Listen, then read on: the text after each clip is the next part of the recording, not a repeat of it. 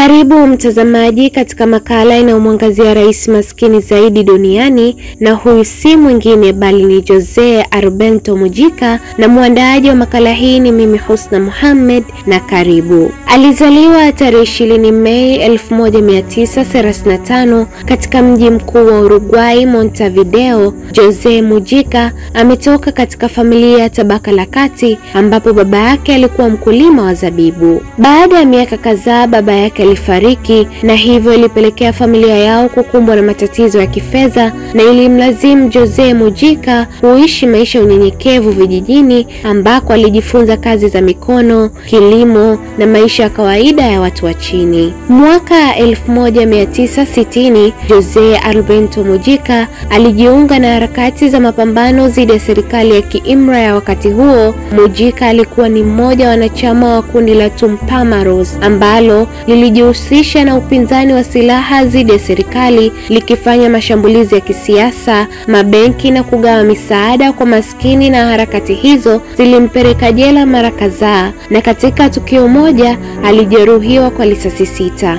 Mwaka 1972 Mujica alikamatwa na kufungwa bila kesi kwa zaidi ya miaka 14. Jose Mujica alitumia muda mwingi akiwa katika hali ya upweke wa kutisha, akihifadhiwa kwenye seli zisizo na mwanga wa jua wala maji ya kutosha. Katika hali hiyo Mujica alikumbana na mateso makubwa ya kiakili na kimwili, na hata hivyo mateso hayo hakumvunja moyo, bali alimjenga kuwa mtu wa tafakuri ya ndani na asiye na tamaa ya mali wala madaraka. Mwaka 1985 Mujica aliachiliwa gerezani, na kufuatia kurejea kwa demokrasia nchini Uruguay, Jose Mujica aliingia rasmi katika siasa kupitia chama cha kushoto cha Frente Amplio. Jose Arbento Mujica alichaguliwa kuwa mbunge, kisha akateuliwa kuwa waziri wa kilimo mwaka 2005. Aliheshimishwa kwa sera zake za kusaidia wakulima wadogo na kupambana na umaskini vijijini. Mnamo mwaka 2010 Jose Mujica alichaguliwa kuwa rais wa Uruguay. Jose Mujica hakutaka kuishi kwenye ikulu ya kifahari ya rais, bali alibaki katika nyumba yake ya kawaida mashambani, huku akilima maua na mboga akiwa na mke wake.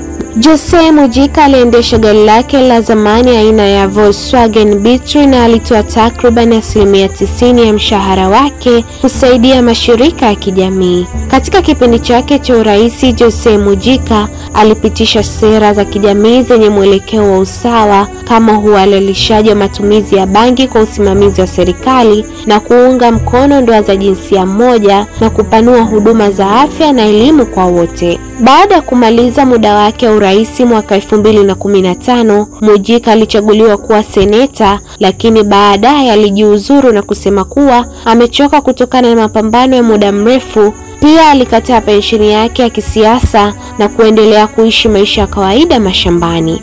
Mei 13, 2025 Mujica alifariki akiwa na umri wa miaka 89, ambapo alifariki katika nyumba yake ya mashambani huko Rincon de Cerro baada ya kuugua saratani ya koo ambayo ilisambaa hadi kwenye ini lake. Jose Mujica anabaki kuwa mfano wa pekee katika historia ya siasa zaidi duniani kutokana na maisha yake ya kujinyima na kuwahudumia watu kwa dhati. Pia ameacha alama isiyofutika katika uongozi wake na kuwaaminisha watu kuwa uongozi si tu vyeo bali ni utu na uadilifu. Mtazamaji, huyu ndiye rais maskini duniani. Sina la ziada, ulikuwa nami Husna Muhammad kuanzia mwanzo mpaka mwisho wa makala hii. Asante na kwaheri.